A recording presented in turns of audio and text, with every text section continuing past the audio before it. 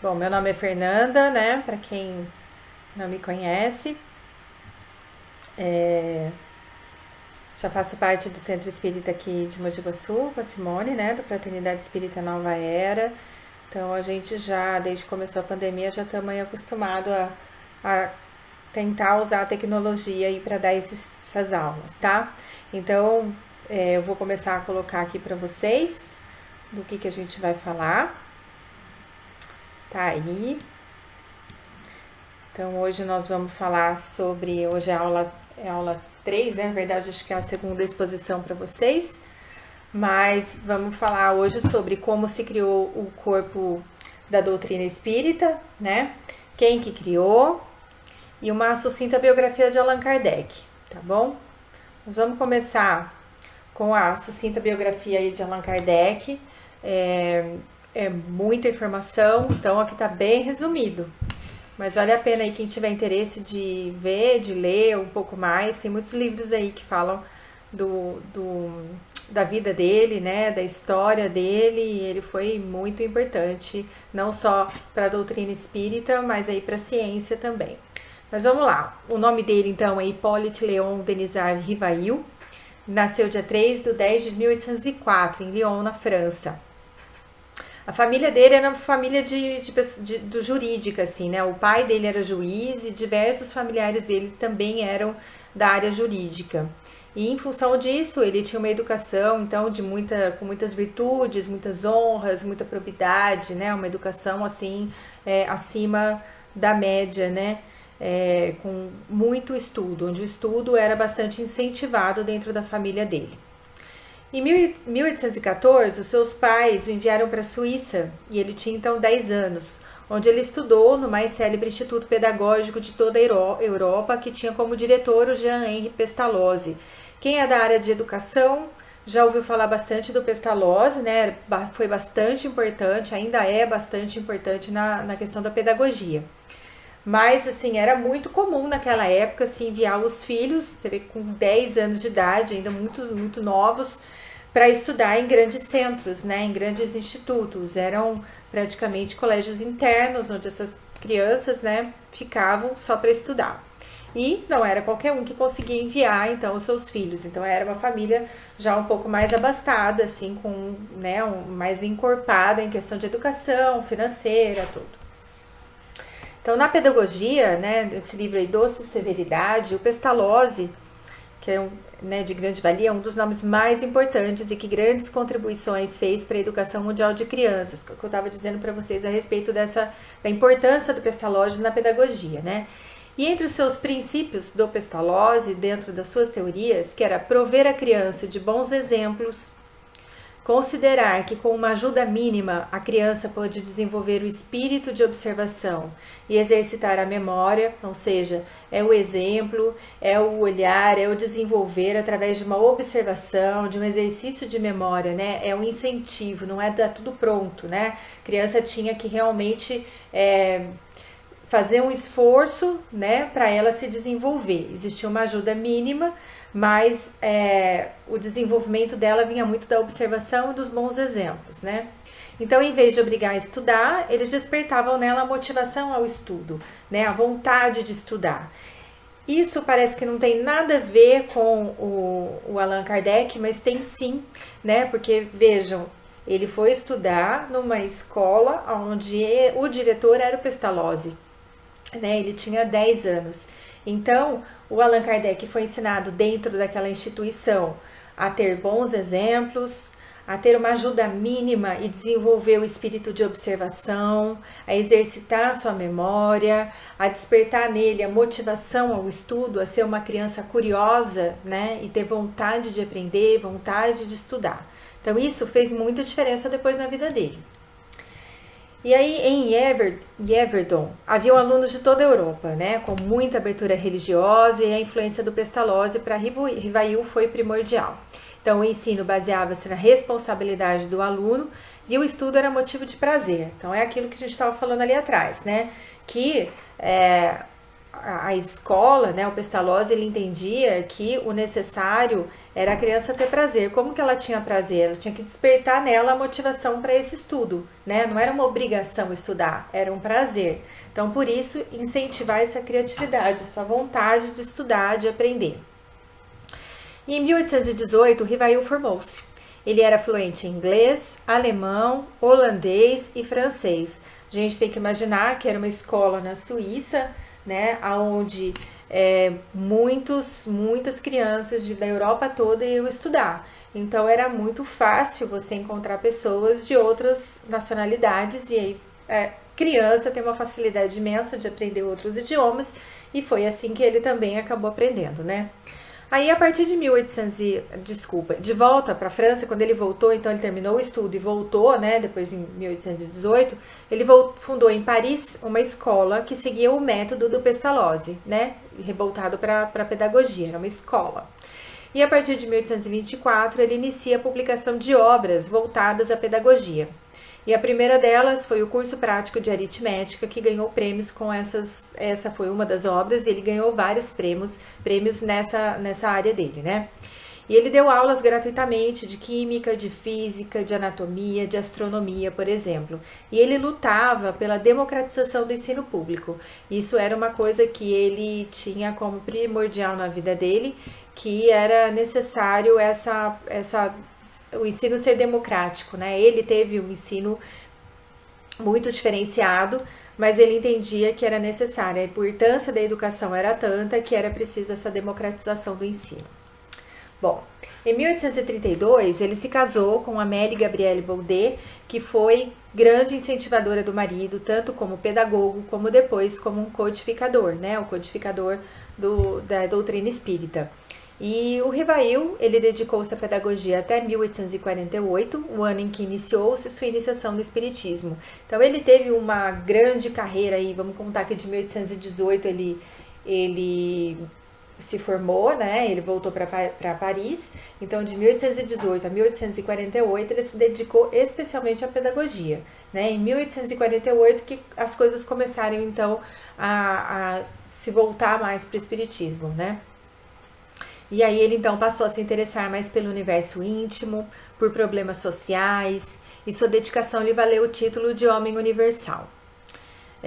Na obra, na verdade, esse título, né, de Homem Universal era como se fosse hoje um Oscar, né? Mas era um Oscar dentro da educação, dentro do trabalho que ele fazia, né? E, na verdade, em 1820, o Rivail já havia tido um certo interesse em magnetismo animal, o que aproxima muito do espiritismo, mas somente em 1854 a 1855 que houve a sua dedicação quase que integral, então, para a doutrina espírita, né? Antes disso, ele teve algumas experiências parecidas, assim, similares, né, que se aproximavam do espiritismo, como o magnetismo animal, mas ele ainda não estava totalmente voltado para isso. Eram como se fossem flashes assim da vida dele, né? É interessante, eu acho que a Simone mandou para vocês um trailer do filme do Allan Kardec, né? Onde conta a história dele, um filme brasileiro. É muito interessante, vale muito a pena assistir. E quem ainda não assistiu, aproveita, porque é bem legal, assim, de entender, de imaginar como era tudo aquilo, como foi tudo aquilo na vida dele naquela época, tá bom? Bom, e o que a espiritualidade, então, quer fazer, né? Ela queria apresentar uma doutrina que possuísse um elevado potencial redentor, de fácil assimilação e que atingisse o maior número possível de pessoas, ou seja, que fosse bastante democrático. E coube a Allan Kardec, a Rivail, a responsabilidade de codificar essa doutrina espírita. E para isso, ele teve que levantar as grandes questões do conhecimento humano, ele teve que estudar os anseios e dúvidas do homem, seus pontos controvertidos, teve que buscar detalhes ignorados das grandes questões, né? E relacionar os temas que motivam esses assuntos polêmicos. Ou seja, ele teve que usar da curiosidade dele como cientista para poder trabalhar com isso. Importante dizer para vocês que, assim, enquanto ele fez uma grande diferenciação nos nomes, né, entre ser Rivail e ser Allan Kardec, Enquanto ele estava na pedagogia, naquilo que ele tinha estudado inicialmente, ele era o Rivaiu. Quando ele se voltou para a doutrina espírita e começou a fazer este trabalho voltado com a doutrinação espírita, né? Aí sim ele passou a usar o codinome de Allan Kardec, tá? Então, isso é bem para diferenciar os dois trabalhos que ele estava fazendo, que ele fez, né? Bom, ele era então um aluno nas sessões mediúnicas, né? Então, e a cada sessão ele levava um questionário com as perguntas formuladas dentro daquelas questões que ele já tinha levantado, né? Que eram as questões super importantes para ele, que eram as grandes questões do conhecimento humano, estudar os anseios e dúvidas do homem, seus pontos controvertidos, buscar os detalhes ignorados, enfim, era em relação a isso que ele foi criando todas as questões que depois ele foi perguntar, né, para os espíritos dentro daquelas sessões mediúnicas.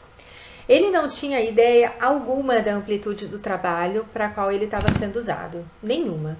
E este trabalho ele se iniciou em 1855 na residência da família Baldin. Aí, como eu disse para vocês, ele adotou o pseudônimo de Allan Kardec porque um dos espíritos disse que ele possuiu este nome em vidas passadas. Essa foi a origem da escolha desse nome, de Allan Kardec. E com este nome, então, Rivaiu separou sua obra como pedagogo do seu trabalho como codificador. E como que funcionavam essas sessões, né? Os espíritos, eles respondiam às perguntas formuladas por Allan Kardec através de uma cestinha. Eu já vou mostrar para vocês essa questão da cestinha. Mas em 1856, as sessões passaram a ser na casa da menina Ruth Jafé. Ou seja, antes estava acontecendo na família Baldin e depois mudou para a casa dessa menina, da Ruth Jafé, que era uma médium inconsciente, que também operava. E como que estava funcionando, como que funcionava, né, essas cestinhas, né? Então, aí tá um desenho para vocês terem uma ideia de como eram essas cestinhas. Então, o uso das cestinhas era uma evolução, né? A psicografia é uma evolução do uso das cestinhas. Então, uma pessoa que era dotada de aptidão especial, ou seja, da mediunidade, ela pode imprimir um movimento de rotação de uma mesa ou um outro objeto qualquer, como uma cestinha de 15 a 20 centímetros de diâmetro, de madeira ou de vime. Simone, acho que na aula anterior já explicou para vocês a questão das mesas girantes, né, que já era um início aí. A cestinha já é uma evolução das mesas girantes. Então, essa cestinha, ela tinha de 15 a 20 centímetros de diâmetro e era de madeira ou de vime. Pelo fundo dessa cesta, colocava-se um lápis bem preso com a ponta de fora para baixo, para que permitisse que escrevesse, né? Mantinha-se o aparelho assim, formado em equilíbrio sobre a ponta do lápis e apoiado este sobre uma folha de papel. E as pessoas que estavam ali apoiavam os dedos nas bordas da cesta, de maneira que ela se colocava em movimento. Ao invés de girar, o lápis percorria em diversos sentidos o papel, traçando riscos sem significação ou letras. Os médiuns evocavam um espírito que quisesse comunicar-se e ele responderia não mais por meio de pancadas, como acontecia lá atrás, mas sim escrevendo palavras, ou seja, já estava havendo uma evolução aí da comunicação mediúnica. Aqui, o movimento da cesta já não era automático, como no caso das mesas girantes. Aqui já se torna inteligente, né? Com esse dispositivo, o lápis, ao chegar à extremidade da linha, não volta ao ponto de partida para começar outra. Ele continua a mover-se circularmente, de sorte que a linha escrita forma uma espiral, tornando necessário voltear muitas vezes o papel para se ler o que estava grafado. Nem sempre é muito legível a escrita assim feita por não ficarem separadas as palavras. E o médium, por uma espécie de intuição, facilmente decifrava a escrita.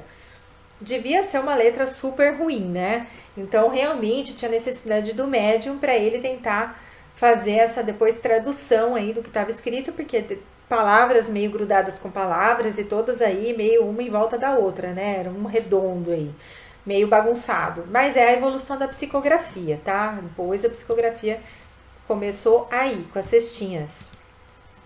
Bom, e o Kardec, ele era muito meticuloso. Claro, ele era um cientista, né? Ele tinha estudado numa das melhores escolas da Europa na época e ele tinha tido uma educação voltada de fato para se fazer muitas perguntas e ser muito meticuloso, muito detalhista, né? Então, ele sempre que esteve com outros médios, ele aproveitava para fazer novas ou as mesmas perguntas, a fim de reafirmar o que já havia escrito. Então, quando ele estava lá com a menina, né, com aquela primeira médium, ele fazia as perguntas e depois, quando existiam outros médios presentes, ele fazia às vezes as mesmas perguntas, né, para ver se as respostas eram as mesmas. Então, eram pesquisas em cima de pesquisas e perguntas em cima de perguntas e respostas e comparações dessas perguntas e dessas respostas o tempo todo. E aí o livro dos médios, então, ele foi gestacionado, né, ele foi feito desta forma em 18 meses. Ele foi feito de agosto de 1855 até janeiro de 1857, sem interrupções. Antes dele ser publicado, a obra foi submetida à supervisão do Espírito da Verdade, que suprimiu certos pontos, aditou outros e apontou alguns que não poderiam ainda ser divulgados, porque ainda não existia uma evolução suficiente para que algumas respostas fossem dadas, né? Como até hoje não existe. Bom, e o que se falava então, né?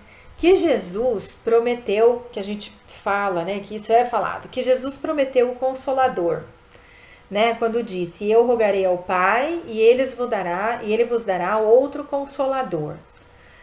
Mas João, né, o apóstolo João, também explicou que o Consolador não viria na pessoa de um representante encarnado, a fim de que esteja sempre convosco. Ou seja, uma pessoa encarnada, ela jamais estaria sempre conosco, né?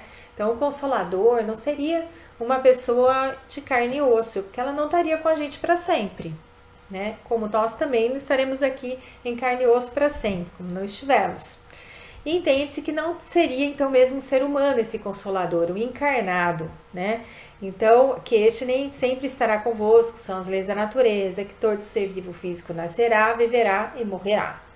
E o Espírito da Verdade, que o mundo não pode receber porque não o vê, nem o conhece, vos ensinará todas as coisas e vos fará lembrar que tudo o que vos tenho dito. Isso é o que está escrito lá em João, que é o que nos faz acreditar que o Consolador, né, é realmente o Espiritismo, né, a doutrina espírita. Vamos lá.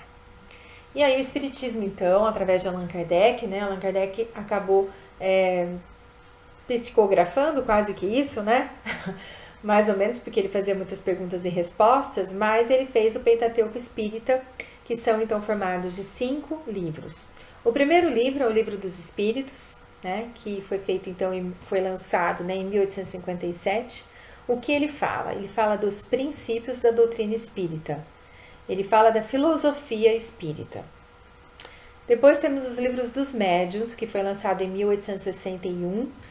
E o que ele faz? Ele dá uma explicação de todos os gêneros de manifestações, os meios de comunicação com os espíritos, o desenvolvimento da mediunidade, a dificuldade e os tropeços que eventualmente possam surgir na prática mediúnica. Ou seja, ele trata da ciência espírita. Depois temos o Evangelho segundo o Espiritismo, que é o que a gente usa praticamente todos os dias, né? O que a gente abre e sempre busca uma resposta, um consolo, uma informação, uma mensagem que nos acalente, né? Que foi lançado em 1864 e ele fala assim da religião espírita. Depois nós tivemos o Céu e o Inferno, que é de 1865, e ele coloca ao alcance de todos os conhecimentos do mecanismo pelo qual se processa a justiça divina, em concordância com o princípio evangélico, que é a cada um segundo suas obras, né? Então, o Céu e o Inferno, ele fala da justiça divina, né? Então, aquela coisa que aqui se faz, aqui se planta, aqui se colhe, né? Que você vai exatamente colher aquilo que você plantou. Se você planta coisas boas, você vai colher coisas boas. O Céu e o Inferno falam bastante dessa justiça divina. E o último livro do Pentateuco é a Gênese, de 1868, e é a consequência da aplicação da doutrina espírita, né? Ela explica a formação da Terra, os milagres e as predições. A Gênese é o livro, a Gênese e o Céu e o Inferno são os livros mais, não difíceis, não é isso, mas são mais como é que eu vou dizer? Mais explicativos, assim, dessa parte toda, né? Um fala da justiça, o outro da formação da terra, dos milagres, enfim, eles são mais, acho que pesados, assim, no sentido de ter muito conteúdo. Os outros também têm, mas os outros me parece, para mim, para o meu gosto, que são mais tranquilos de se ler. A Gênesis, o Céu e o Inferno já são livros com mais pesados mesmo, acho que é a palavra. Mas não são ruins e muito pelo contrário. A gente tem que acabar lendo de tudo e a gente vai ler milhares e milhares de vezes e a cada momento que a gente lê qualquer um deles, a gente vai descobrir uma coisa nova ou a gente vai ler, entender de uma forma diferente as coisas, né? Bom, então, dentro disso, o que é a doutrina, né? A doutrina é um conjunto de princípios fundamentais nos quais se baseia uma religião, uma filosofia ou mesmo uma escola política. Então, a doutrina espírita é um conjunto de princípios fundamentais sobre os quais se alicerça o quê? A religião espírita, que é o que a gente está começando então a estudar a partir de agora, né? E aí, só para dar uma pincelada mesmo, porque isso vai ser feito, vai ser visto em detalhes ao longo de todo o curso, mas quais são os fundamentos da doutrina espírita? Bom, a vida progressiva, com desfalecimentos temporários, mas sem paradas definitivas, não mais penas eternas. Penas não são como vingança, mas sim um remédio, como uma oportunidade de progresso. Né? Então, assim, essa vida progressiva, com desfalecimentos temporários, é o falecimento da carne. Né? Então, quando a gente morre, morre o corpo, mas o espírito não. Né? E também não existem penas eternas, a gente não é culpado por tudo eternamente, né? As penas também não são vinganças, elas são oportunidades da gente aprender coisas novas, oportunidades de progresso, oportunidade de melhora, oportunidade de uma reforma íntima, de aprendermos coisas novas. Outro ponto fundamento da doutrina espírita é a reencarnação em novos corpos, apropriados à necessidade do espírito e moldados de acordo com as perfeições e ou imperfeições do perispírito. Então, não é porque hoje eu reencarnei de um jeito, que num corpo de mulher, que no próximo eu vou reencarnar num corpo de mulher. Não se sabe, né? Vai ser próprio para a necessidade que o nosso espírito precisa para aprender, para evoluir, né? Então, pode ser que nessa encarnação a gente tenha nascido, né, num corpo feminino, na próxima eu vou nascer numa masculino, na outra numa outra feminina, e pode ser que nessa eu nasci com o corpo perfeito, né, fisicamente, na próxima eu vou nascer sem um braço, sem uma perna, com algum problema, enfim, isso vai depender das imperfeições ou perfeições do espírito, do perispírito e apropriados para a necessidade, para a nossa evolução dentro daqueles objetivos que o nosso espírito tem que evoluir, que melhorar, tá bom? Outro fundamento é que Deus não veio à Terra, e sim seus missionários, entre eles Jesus Cristo, sempre com o objetivo de apontar o caminho, trazer a verdade e alimentar a vida. Então, as pessoas confundem muito, né, que quem veio à Terra foi Deus. Não, Deus não veio à Terra. Quem veio à Terra foi Jesus Cristo, né, que é um missionário de Deus. Como temos vários outros missionários de Deus, que, né, Buda é um missionário de Deus, temos vários, Gandhi é um missionário de Deus, temos diversos missionários, né, na verdade todos são importantes, cada um dentro da sua região, ou seja, Deus não gosta mais de um filho do que do outro, né? Deus gosta de todos os filhos, assim como Jesus é um filho de Deus, eu também sou um filho de Deus e cada um de vocês também é um filho de Deus. Ele não prefere um ao outro, gosta de todos da mesma forma, né? O que ele faz? Ele dá oportunidade para que todos nós possamos progredir, evoluir, né? E isso é em razão do próprio esforço. Cada um vai se esforçar para melhorar naquilo que consegue melhorar dentro daquela evolução, né? Dentro daqueles ensinamentos, daquilo que ele se propôs, né? Então não existe paternidade divina, né? Preferência nessa paternidade divina. Ah, aquele ali veio bonito, esse aqui veio feio, esse veio rico, outro veio pobre, esse veio com o corpo perfeito, o outro não veio. Não, ele não escolheu isso, né? Veio mais bonito ou mais rico. Todo mundo vai evoluir, Todo mundo vai ter sua oportunidade, todo mundo tem essa oportunidade todos os dias, em todas as reencarnações, né, de evoluir, desse desenvolvimento espiritual e desse livre-arbítrio, né? Deus nos dá as oportunidades e as escolhas são nossas. Então, ele nos coloca aí todas as oportunidades que nós precisamos para aprender. Se a gente vai pegar aquele trem ou não vai, se a gente vai aproveitar aquela oportunidade ou não, aí é uma questão de cada um, é o livre-arbítrio de cada um, né? Tudo se deve a uma questão de tempo, de diligência e de lutas íntimas, então, de cada um, né? Todo mundo vai evoluir, mas cada um vai evoluir ao seu tempo, da sua forma, à sua maneira, né? E não nos cabe a gente julgar se aquele tá indo mais devagar ou mais rápido, porque tudo depende de cada um, né? Eu, aos olhos de outras pessoas, posso estar evoluindo muito rápido, ou não, posso estar sendo super lerda. Mas isso não faz sentido, né? A evolução de cada um, no tempo de cada um. E por último, aqui, como fundamento da doutrina espírita, não há diabo nem demônios, e sim espíritos inferiores, aos quais damos acesso por afinidade e que permitimos nos perseguir. Estas perseguições, muitas vezes, são atos de vingança, são dívidas que contraímos com esses espíritos e que são instrumentos de nossa remissão. Ou seja, essa questão de que existe diabo, que existe demônio, essas coisas não existem para a doutrina espírita. Existem espíritos evoluídos em fases diferentes, né? Em evoluções diferentes. Então, existem espíritos mais inferiores que nós, existem espíritos mais evoluídos que nós, né? E cada um se afina com aqueles que nos são mais próximos, que nos são mais parecidos, né? Que nós nos permitimos. Por isso que a gente fala sempre, escuta muito se falar, que a gente precisa estar sempre com uma energia positiva, pensando coisas boas, né? Não ficar bebendo muito, não ficar se afinizando muito com espíritos inferiores, né? Ficando sempre negativo, tendo pensamentos ruins, que isso não é bom, né? Por quê? Porque os espíritos inferiores aí que se afinizam com essas coisas ficam nos chegando mais perto. E aí eles vão nos puxando cada vez mais para baixo. Por isso que é importante que a gente tente sempre tá com o espírito melhor, mais alegre, né, mais calmo, mais tranquilo, né, e pensando sempre de uma maneira positiva, né, porque a gente vai atrair espíritos positivos também para próximos de nós, né. Esses espíritos inferiores, nessas perseguições, muitas vezes, pode acontecer. Às vezes a gente está na mesma família e tem pessoas que a gente se dá menos, não tão bem, né. Isso tem alguma coisa a ver com o passado? Pode ter, né?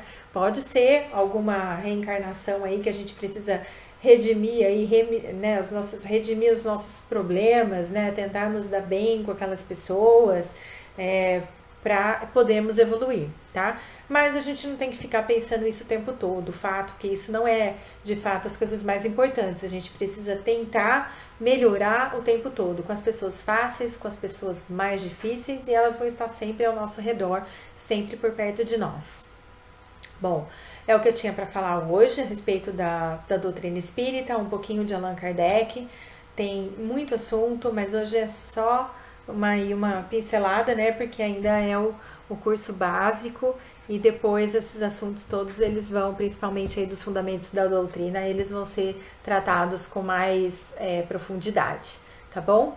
Então eu vou encerrar aqui, daí acho que acredito que volte lá pra... Peraí, deixa eu voltar aqui. Aí agora a gente volta lá pro Google Meet. É isso, né, Simone? Tudo certo? Então vamos lá. Vou encerrar aqui, tá bom?